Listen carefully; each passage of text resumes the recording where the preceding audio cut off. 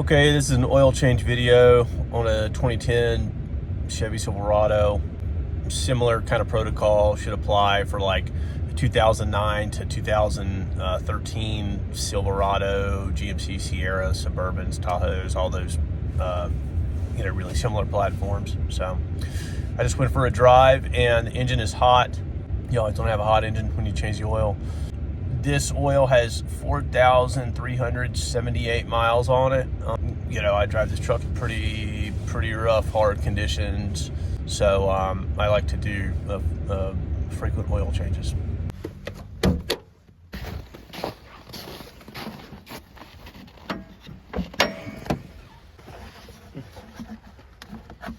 Cap off. Dipstick out. This is a 5.3 liter V8. My funnel's nice and clean. I got 6 quarts. I just Mobil 1 5W30. I used this in Fram XG 160. I've used these many years, had good luck. I don't know if I would use the cheaper Frams. I use the high-end one. When I drain the oil, I crawl under the passenger side, but when I take the filter off, I crawl under the driver's side.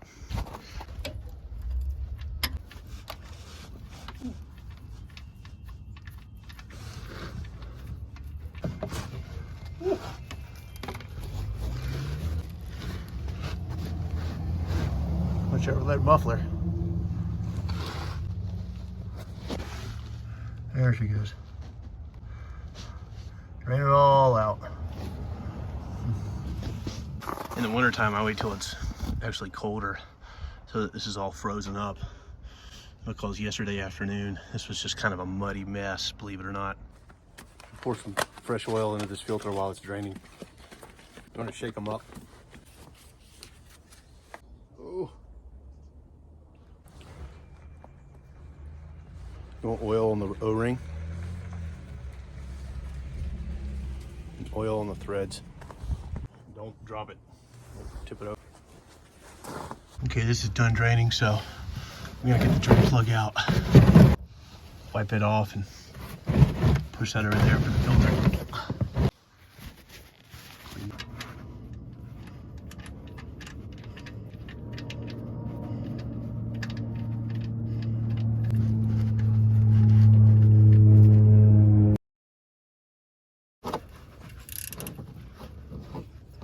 Snug it.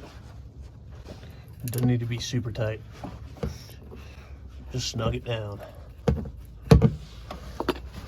I like to wipe it off as if it doesn't look like there's any leaks happening on this truck with 230,000 miles, huh?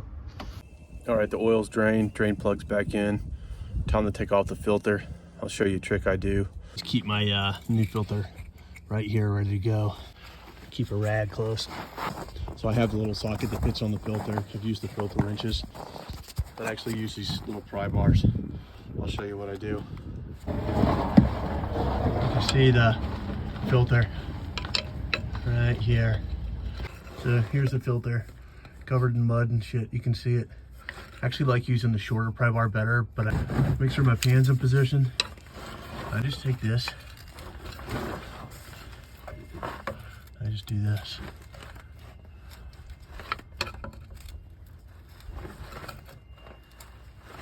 That's how I get my filter off. Now it does trash the filter when you do this.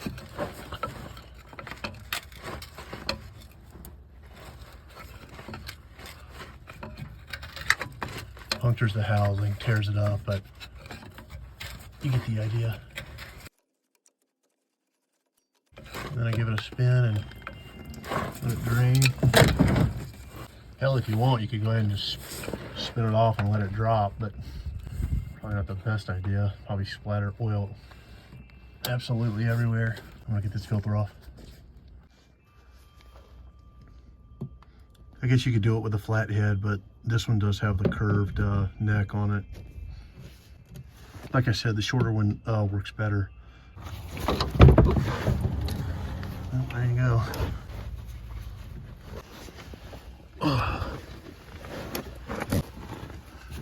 Okay.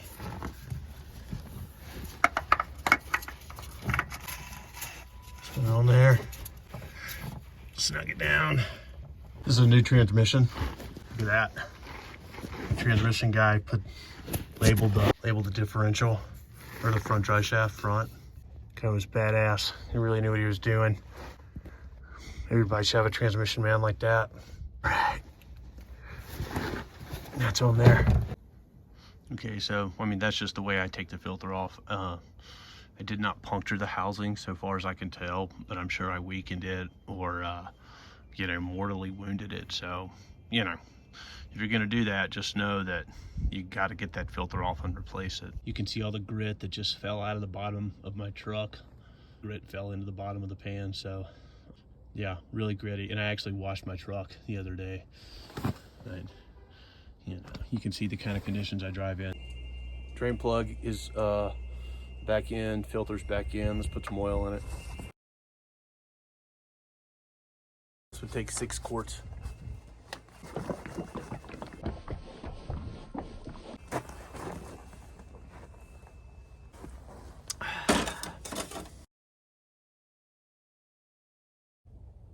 Side pour usually gives you a little bit more control.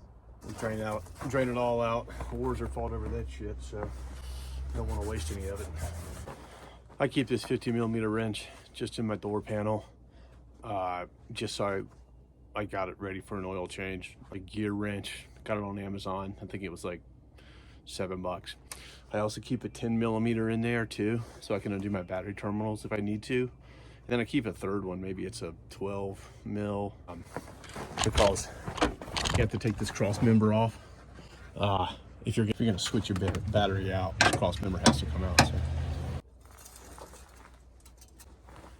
we'll check it. I think it's all drained down. Yeah, I mean I put 6 quarts in, so sometimes it's a little hard to tell from the dipstick right after you put new oil in.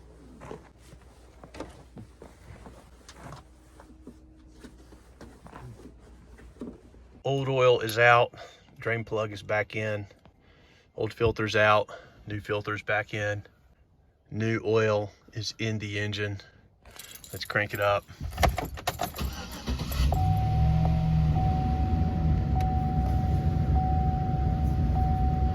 Got oil pressure, no oil light.